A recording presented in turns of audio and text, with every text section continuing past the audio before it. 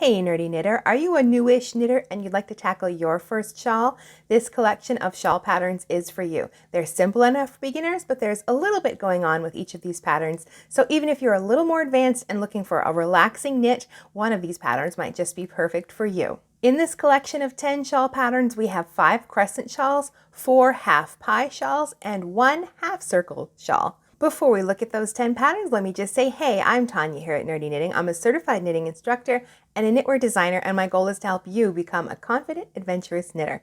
Now let's look at those 10 patterns that are perfect for beginners. We're starting this collection by looking at crescent shawls, and these are super simple to knit. After you work your little setup rows, you're just working increases at the edges to create the shape of the shawl. And this is where the patterns can get interesting because you can change the number of increases you work, and that will change the wingspan of the shawl. The first shawl in this collection is Spindrift by Helen Stewart. Now this small shawl is so easy to customize. It's just stockinette stitch for the body, and then it has an eyelet edging, so you only need to know how to yarn over and knit two together. The instructions are very, very clear and easy to follow, and she even has a table that tells you exactly how many stitches you should have after working each row. It's really a great introduction and walks you through step by step for creating your first crescent shawl. Then we have One and Done by Pikea. Now this one's intended for one skein of variegated yarn. It's a repetitive pattern, it's easy to follow, but still really interesting. It has some garter ridges, some ribbing, eyelets in there, and even some intentionally dropped stitches, which can be very, very fun. Next we have another Helen Stewart pattern, Pebble Beach. This is another easy shawl with an all-over eyelet pattern that uses her percentage system for easily working through the pattern. It's really easy to keep track of where you are in her patterns. You can switch out the weight of yarn to create a different sized shawl. Then we have Lutana by Ambah O'Brien. This is a sweet little ruffled shawlette with eyelet details. It does use some short rows, so if that's been something you've been meaning to explore, this might be a good chance to see how they're used to create a crescent shawl.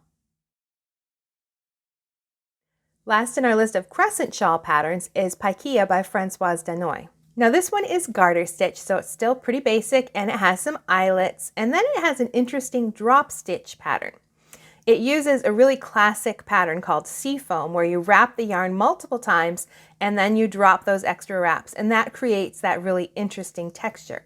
It sounds complicated, but it's really simple and interesting to do. Pie shawls and half pie shawls are an invention by Elizabeth Zimmerman, who has done so much for the knitting world. She's applied a lot of mathematical principles to different garment design and structuring your own garments, and even to shawl construction.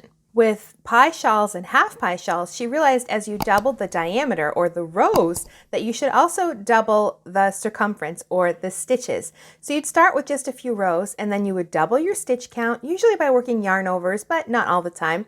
And then you would work twice the amount of rows, more or less, and then double that stitch count again, work twice the number of rows again, and then double your stitch count. And you keep repeating that until the shawl is as large as you want.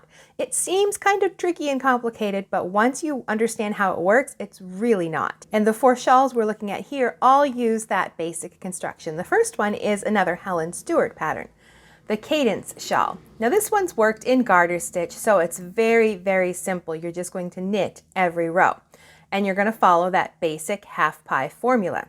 Then it finishes with an interesting ruffle detail, still in garter stitch. So it's a super simple introduction for somebody who's interested in a half pie shawl, but wants something that's very basic and simple to work.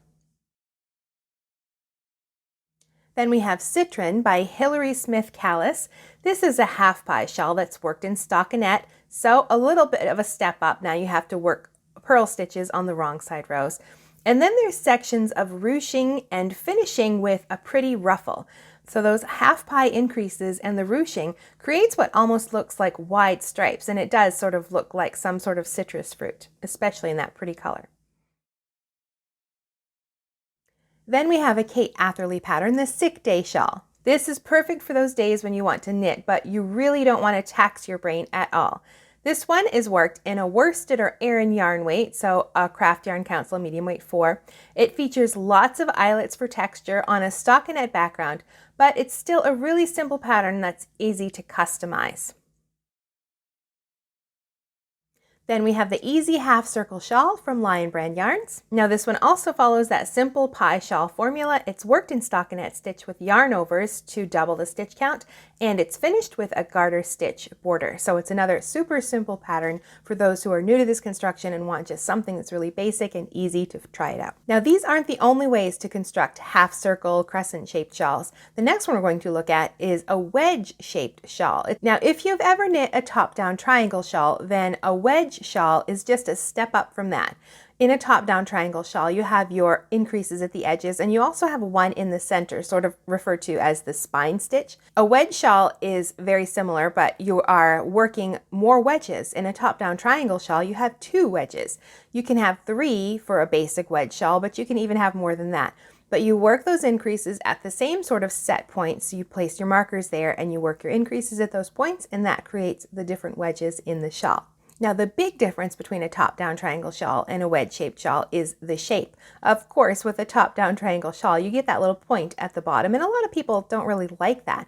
But you can have the benefit of knitting something really similar, but has that half-circle shape, which is a lot easier to wear for a lot of people. Now a good example of this type of shawl is the Quaker Ridge Shawlette by Susan Anderson. Now this one's also really simple. It's just stockinette. It has some garter ridges for some interesting texture. Then it's finished with a pretty ruffle. And if you're feeling really adventurous, it has some beading included as well. If you have a favorite half circle or crescent shawl, leave a comment and tell us about it. And if you're looking for more interesting ideas, be sure to go down there and read those comments and see what everybody else is recommending. And if you're looking for more tips about knitting this type of shawl, check out the video right here.